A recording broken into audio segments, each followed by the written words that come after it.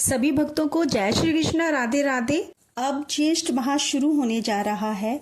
मैं इस बार आप सभी के लिए ज्येष्ठ महात्म्य की कथाएं लेकर आई हूँ।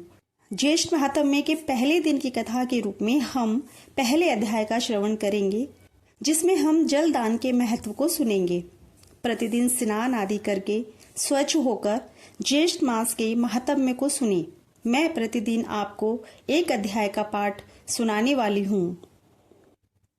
मेरे इस चैनल पर आपको सभी त्योहारों की व्रत कथाएं, सभी एकादशियों की कथाएं, सभी प्रकार के महात्म्यों की कथाएं मिल जाएंगी, जिन्हें सुनने के लिए मेरे इस चैनल को सब्सक्राइब जरूर करें। आपसे मेरा निवेदन है कि वीडियो को अधिक से अधिक शेयर करें, जिससे सभी भक्तगण इन कथाओं का श्रवण कर सकें। तो आइए ज्येष्ठ मास की कथा का पहला अध्याय शुरू करते हैं। एक बार ऋषियों की सभा में सभी ऋषि एक स्वर में स्कंद जी से बोले कि हे षडानन, हम लोगों ने विस्तार पूर्वक वैशाख मास का महात्म्य भी भली प्रकार से सुना, परंतु फिर भी मन की तृप्ति नहीं हुई। इसलिए सबको संतुष्ट कर देने वाला ज्येष्ठ मास के महात्म्य को कृपा करके कहिए, जिसके द्वारा सुनने वाले के पाप नाश हो जाएं। इस ज्येष्ठ मास का देवता कौन है, इसके सेवन से क्या फल प्राप्त होता है तथा इसके सेवन की विधि क्या है, यह सब वार्ता हमसे विस्तार से कहिए। स्कंद जी ऋषियों से कहने लगे कि आप लोगों ने लोकोपकार के लिए अत्यंत उचित प्रश्न किया है। मैं आप लोगों से ज्येष्ठ मास के महात्म्य को कहता हूँ। जिस प्रकार सब देवताओं में श्री विष्णु भगवान बड़े हैं, प्रशंसा के लायक हैं और प्रजा के पालन करता है, उसी तरह से यह ज्येष्ठ मास के सब दिन श्रेष्ठ हैं और पर्व के समान है। इसलिए यह मास सब लोगों में श्रेष्ठ माना गया है। इस ज्येष्ठ मास में शौच आदि से निवृत्त होकर प्रातः काल स्नान करना चाहिए। जिस प्रकार दशाश्वमेध तीर्थ में स्नान, गंगा स्नान लोगों को पवित्र करती है, समस्त पापों के नाश के लिए ज्येष्ठ मास में स्नान कर और दशाश्वमेघेश्वर का दर्शन करे तो स्नान करता फिर दूसरी बार जन्म नहीं लेता है। इस ज्येष्ठ मास के दिवस पुण्यतम और धर्मयुक्त है। जिस ज्येष्ठ मास में पाप नाशिनी और सुंदर स्तोत्र वाहिनी गंगा अवतीर्ण हुई। ज्येष्ठ मास की सब तिथियों में अधिक पुण्य देने वाली दशमी तिथि 10 प्रकार के पापों का नाश करने वाली है। उस दिन स्नान और दान अवश्य करना चाहिए। जल पूर्ण घट दान, जल दान, तालपत्र दान यानी व्यंजन दान, चंदन दान, छत्र दान और जूता दान भगवान त्रिविक्रम के प्रोत्यार्थ करना चाहिए। जूता दान करते समय एक मंत्र बोला जाता है। उस मंत्र का अर्थ मैं आपको यहाँ सुनाती हूँ। हे केशव, कांटों और कंकड़ों से रक्षा के निमित्त मैं जूता दान करूंगा, जो कि सब स्थानों में सुख देने वाला है। इस जूता दान से आप मुझे शांति प्रदान करें। इसी प्रकार से छत्र दान करते समय जो महामंत्र बोला जाता है, उसका अर्थ है हे केशव, हे प्रभु, इस लोक और परलोक में धूप से आप मेरी रक्षा करें। हे प्रभु, यह छत्र आपकी प्रत्यर्थ आपके प्रिय ब्राह्मण को मैंने दिया है।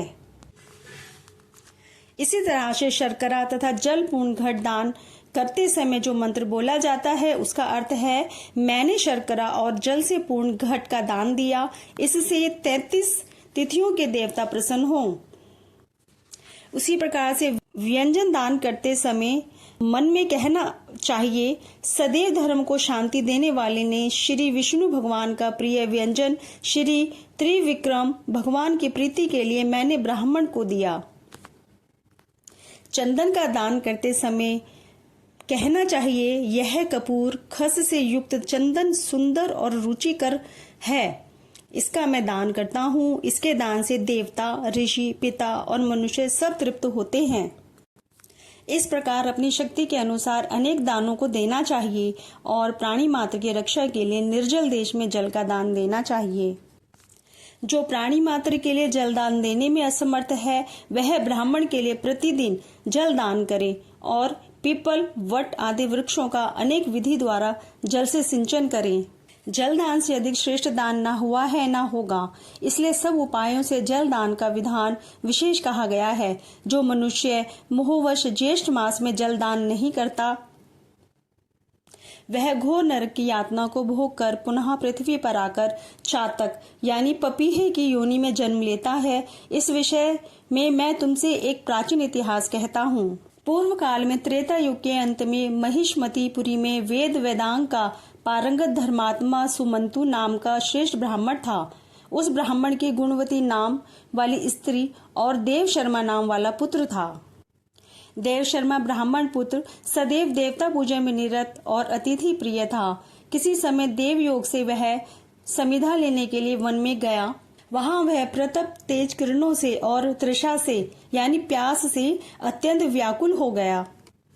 उस वन के तालाब के समीप जाकर वह एक वृक्ष की छाया में बैठकर जल पीकर समीप ही सो गया। उस ब्राह्मण के भय से उस वन के जो मृग और पक्षीगण थे वे सब तृषा से पीड़ित होकर व्याकुल हो गए और कुछ मर भी गए।